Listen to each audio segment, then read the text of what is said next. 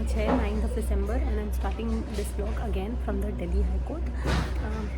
When I reach the court, आज मैं वैसे थोड़ा सा लेट पहुँची, बट देन थोड़ा सा आई मेक श्योर कि अगर कुछ करना है तो I read the files, I read the provisions that are applicable, या जो नोट्स बनाए हुए हैं.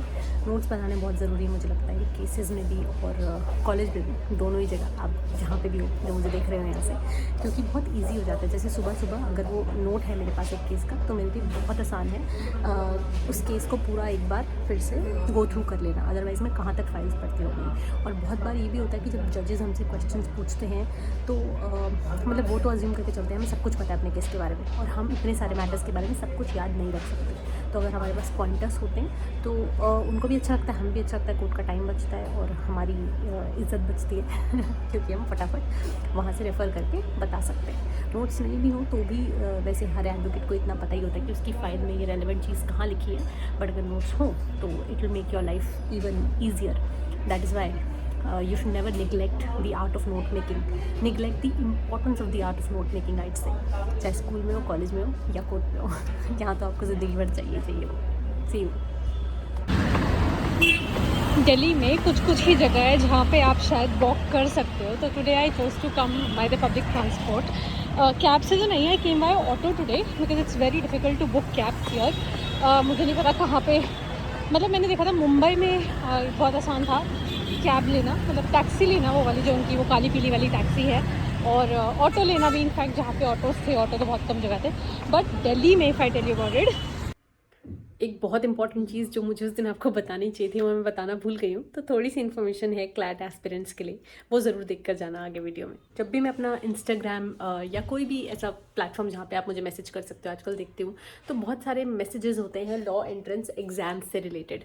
और क्लैट भी आ रहा है December 18 को, तो मुझे लगा आपको एक बार ऑल द बेस्ट बोल दूँ. अच्छे से प्रिपेयर कर रहे हो आई थिंक आप, और अभी भी और करते रहोगे आगे.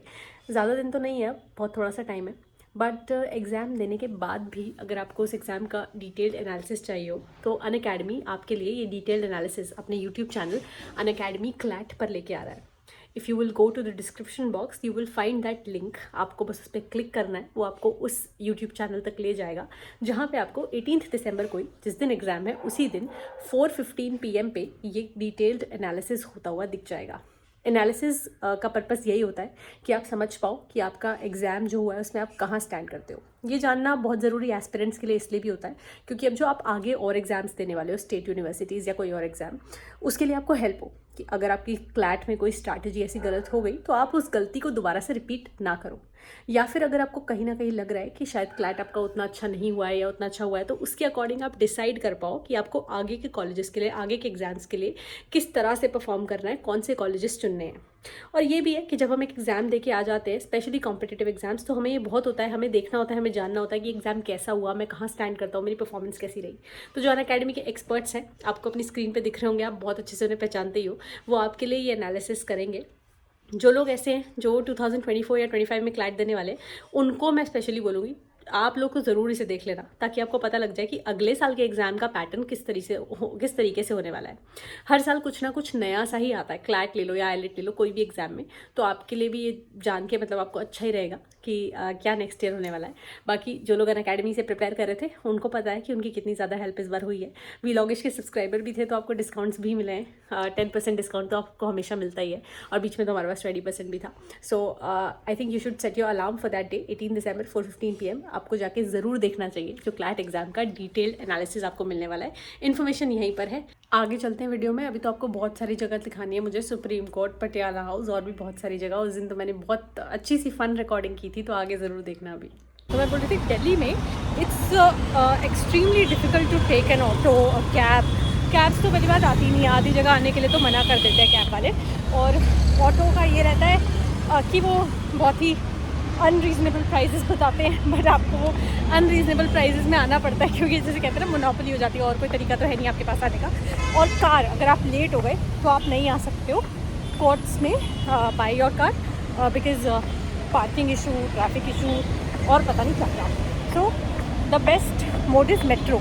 I am going back home.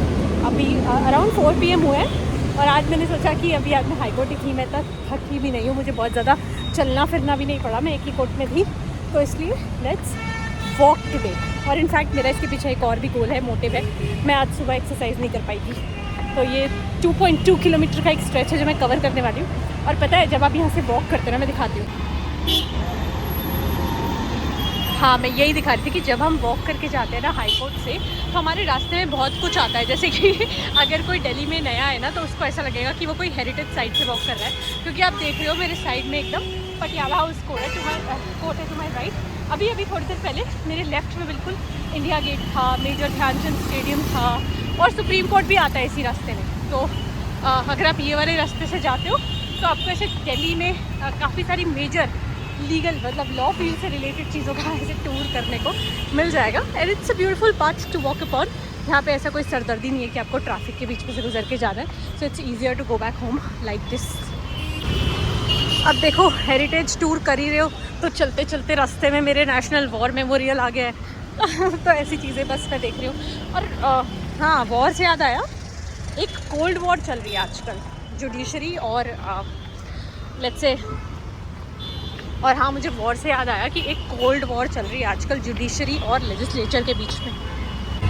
वैसे तो बहुत बार ऐसी कोल्ड वॉर्स देखने के लिए मिलती रहती हैं, बट इस बार का जो एजेंडा है ना वॉर का, वो थोड़ा हमसे रिलेटेड है। मतलब NJAC, तो नेशनल जुडिशल अपॉइंटमेंट्स कमीशन, जिसको कि सुप्रीम कोर्ट जजेस सब नकारते आए हैं, क्योंकि कमियाँ भी खैर उसमें बहुत थी जो NJAC एक्ट बना था। और जो गवर्नमेंट है उसे हमेशा से सपोर्ट करते आई है, ये कहते हुए कि आपका जो सिस्टम है, आपका जो एग्जिस्टिंग सिस्टम है अभी, वो काफ़ी ओपेक है। उसमें कुछ पता नहीं चलता है कि कौन जजेस किसको अपॉइंट कर रहे हैं। वही जो एक फिनोमिना था अंकल जजेस ब्रदर जजेस का, वही आपकी वजह से कंटिन्यू हो रहा है आज तक। और अगर NJAC आ जाएगा तो और दूसरे सेक्टर्स को भी इसमें रिप्रेजेंटेशन मिलेगा और इजी होगा ये जानना। मतलब ट्रांसपेरेंट सिस्टम जो है वो उनके हिसाब से NJAC के आने से ट्रांसपेरेंट हो जाएगा। बट आज ही मैं पढ़ रही थी तो मुझे दोबारा से याद आया कि मैं आपको बताऊं कि जो NJAC एक्ट भी ये लोग लेके आए थे, वो भी कुछ अजीब सा अटपटा सा ही था। जैसे कि सबसे बड़ी बात, उसमें थे 6 मेंबर्स जो कि इवन नंबर है, और अगर टाई हो जाए या टसल हो जाए तो उसका क्या करना, उसका कुछ नहीं पता था। मतलब इनफैक्ट जो उसके चेयरपर्सन बनाने के लिए कहा था, उनके पास कास्टिंग वोट तक भी नहीं था कि कास्टिंग वोट दे के वो उस टाई को सॉल्व कर सके। तो प्रॉब्लम्स तो उसमें थी इनफैक्ट, इसीलिए सब लॉयर्स जजेस ने उसके अगेंस्ट ही आर्ग्यू किया।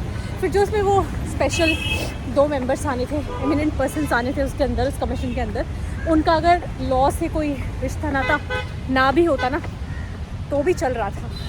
तो ये सारी एक्चुअल इश्यूज़ थे उसमें, इसलिए मुझे लगता है कहीं ना कहीं वो नहीं आ पाया। कहीं ना कहीं क्या, इसीलिए वो नहीं आ पाई, यही थी रीज़न। तो ये कुछ नहीं, बस मुझे वॉर से याद आ गई, कोल्ड वॉर, और उससे हो गया। लो और देख लो, NGT का प्रिंसिपल बेंच भी यहीं है, तो यहाँ भी आ गए।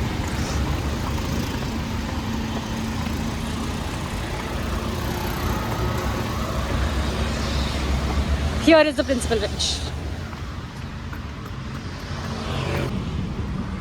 और देखो कैट भी आ गया, सेंट्रल एडमिनिस्ट्रेटिव ट्रिब्यूनल। यहाँ पे भी बहुत लोग प्रैक्टिस करना चाहते हैं, करते भी हैं। और वैसे ये होते हैं service matters, service related matters. But आज मेरे को ऐसा लग रहा है कि पता नहीं क्यों मैं आपको इतना रास्ता समझा रही हूँ। नहीं भाई शायद आपको कुछ और हेल्प ना हो, रास्ते की तो हो ही जाए। बट डेफिनेटली आगे इस ब्लॉग में ना घर पर आपको मतलब घर जैसा कुछ नहीं मिलेगा, बट घर पर we are going to discuss some very peculiar types of fitnesses. तो आगे का ज़रूर देखना, मुझे बताना आज की वीडियो कैसी लग रही है आपको।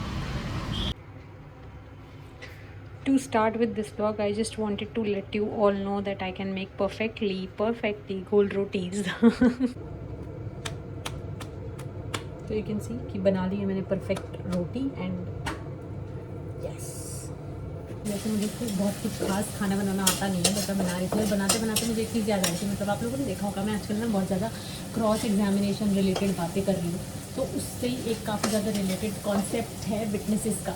तो ऐसे ही मैंने सोचा बात कर लेते हैं कुछ ऐसे विटनेस टाइप्स की जो हमें बहुत कम सुनने को मिलते हैं, जिसमें से एक होता है रस्टिक विटनेस।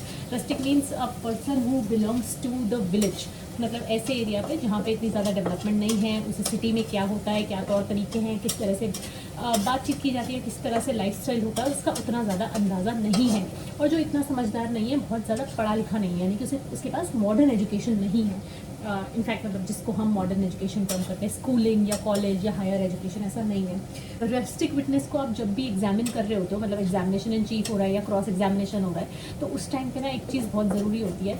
आप अगर दूसरी साइड के लॉयर हो या फिर अगर मैजिस्ट्रेट का रोल भी प्ले कर रहे हो या मैजिस्ट्रेट आपके सामने है, तो देखना होता है आपको, मैजिस्ट्रेट को इंश्योर करना होता है कि रेस्ट्रिक्ट विटनेस अगर वहाँ पे है तो उससे जिस भी टाइप का क्वेश्चन पूछा जा रहा है वो उसे समझाया जाए, वरना बाद में ऑब्जेक्शन उठ सकता है कि इसको तो इस क्वेश्चन का मतलब ही नहीं पता था, मतलब ये तो बहुत भोला सा है या इससे आपने क्या पूछ लिया। फिर एक और टाइप का विटनेस होता है, मैंने बड़े पेक्यूलियर टाइप का ये विटनेस पढ़ा, I don't remember type of witness. तो बहुत लोग होते हैं ना जो बहुत स्मार्ट बनते हैं कि आप उनसे कुछ भी पूछते रहो वो बोलेंगे ओ आई डोंट रिमेंबर तब क्या हुआ था, मुझे नहीं पता तब क्या हुआ था। तो इनके एग्जामिनेशन इन चीफ को हमें बहुत अच्छे से पढ़ना चाहिए, इनके रोल को हमें बहुत अच्छे से एग्जामिन कर लेना चाहिए, इनसे बहुत ज़्यादा क्वेश्चन पूछने चाहिए और सारे लॉजिकल, और इनसे ऐसे क्वेश्चन पूछो जो कि कुछ इस तरह के हों जिसका आंसर तो जज भी समझ पाए कि यार इसे डेफिनेटली पता होना चाहिए था, ये तो इसने अपनी स्टेटमेंट में कहा था, इस टाइम पे तो ये बिल्कुल वहाँ पे मौजूद था, ये तो बिल्कुल साबित हो चुका है। ये इसलिए हम ऐसा करते हैं ताकि हम मैजिस्ट्रेट को इस बात से कन्विंस कर सके कि इस विटनेस पे इतना ज़्यादा रिलाई करा ही नहीं जा सकता है जो आई डोंट रिमेंबर कह रहा है ना, ये तो है ही इतना डिफिकल्ट टाइप का पर्सन कि ये कुछ बात छुपाना चाह रहा है। तो कोर्ट डेफिनेटली ऐसे लोगों को डाउट करता है जो जिनको एग्जामिनेशन इन चीफ के टाइम पे तो सब कुछ याद था अपनी स्टेटमेंट देते टाइम, बट जब आप उसका क्रॉस एग्जामिन कर रहे हो दूसरी साइड की तरफ से, मतलब आप उसके लॉयर नहीं हो इसलिए आप उसे क्रॉस एग्जामिनेशन कर रहे होगे, तो उसको कुछ भी सडनली याद नहीं आ रहा है, कोर्ट डेफिनेटली ऐसे लोगों पे डाउट तो करेगा ही करेगा, और उस टाइम पे आपको ये वर्जन काम आएगा। By the way, see these finally chopped Shimla मिर्च। जब भी मैं शिमला मिर्च देखती हूँ मुझे याद आता है कि शिनचैन को शिमला मिर्च बिल्कुल पसंद नहीं थी और मुझे शिमला मिर्च बहुत पसंद है, but I am cooking one of the few सब्जीज दैट आई नो। उसमें भी मैं भूल गई थी, मतलब मुझे रिवाइज़ करना पड़ा था कि ये कैसे बनाते हैं। ये आलू शिमला मिर्च है जो बन रहा है, तो मैंने दोबारा से एक बार सीखा है कि कैसे बनाते हैं, और तब I am making it, because ये मुझे खुद भी खाना है और मुझसे बर्दाश्त नहीं होता कि खाना बहुत बेकार हो। तो एक और टाइप का विटनेस होता है जो आई डोंट रिमेंबर विटनेस जैसा ही होता है, इवेजिव विटनेस, जो आपको हमेशा उल्टे सीधे आंसर देने की कोशिश करेगा, जो आपको केस में कहीं नहीं लेके जाएंगे। मतलब ऑफकोर्स जो दूसरी तरफ का लॉयर है वो तो उसे लेके ही आएगा, क्योंकि उन लोगों को तो स्मार्ट विटनेसेस चाहिए, लेकिन इस स्मार्ट विटनेसेस को तोड़ने के लिए अगेन आप वो I don't remember type of witness वाली चीज़ कर सकते हो जो आपने उसके साथ की थी।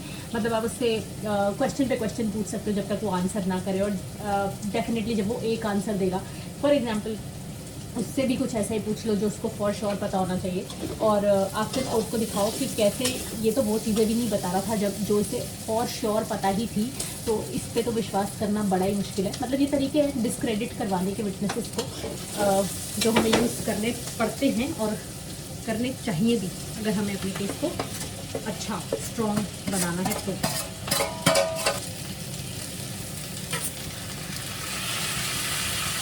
वैसे मैंने यार जीरा बाद में डाल दिया था, आई डोंट नो कैसा बन रहा है, but then I think it looks good, तो मैं आपको दिखा दूँ। आई होप ये विटनेसेस वाली कहानी भी अच्छी लग रही है। एक और विटनेस होता है लायर विटनेस, मतलब जो झूठे इंसान, उनको भी तोड़ने के लिए कुछ ऐसी ही चीज़ें यूज़ करी जाती है, जैसे कि कहते हैं कि एक टेस्ट होता है, टेस्ट ऑफ सराउंडिंग सर्कमस्टेंसेस। ऐसे क्वेश्चन पूछो उनसे जो उन्होंने कभी कंटेम्पलेट भी ना करे हों, मतलब कि उनके दिमाग में भी नहीं होना चाहिए कि मुझसे, हाँ, तो उनके दिमाग में भी नहीं होना चाहिए कि मुझसे ऐसे सवाल पूछे जाएंगे, क्योंकि अगर उनसे आप ऐसे क्वेश्चन पूछोगे जो बहुत ऑब्वियस है तो उसका आंसर वो प्रिपेयर करके आए होंगे, और जब आप उनसे ऐसे क्वेश्चन पूछोगे जो लोगों से कंपेयर करके आंसर और विटनेसेस के आंसर से कंपेयर करके, तो वो डेफिनेटली कंफ्यूज हो जाएंगे, और जब एक विटनेस कंफ्यूज हो जाएगा तो वो कहीं ना कहीं एंड में आके सच ही बोलेगा जो आपको चाहिए फॉर श्योर। आई होप इस व्लॉग में भी कुछ ना कुछ अच्छा लगा होगा, and I hope this video added some information, some goodness to your life. If it did, let me know in the comment section below. I'll meet you again very soon with a new video on a new concept. Bye for now.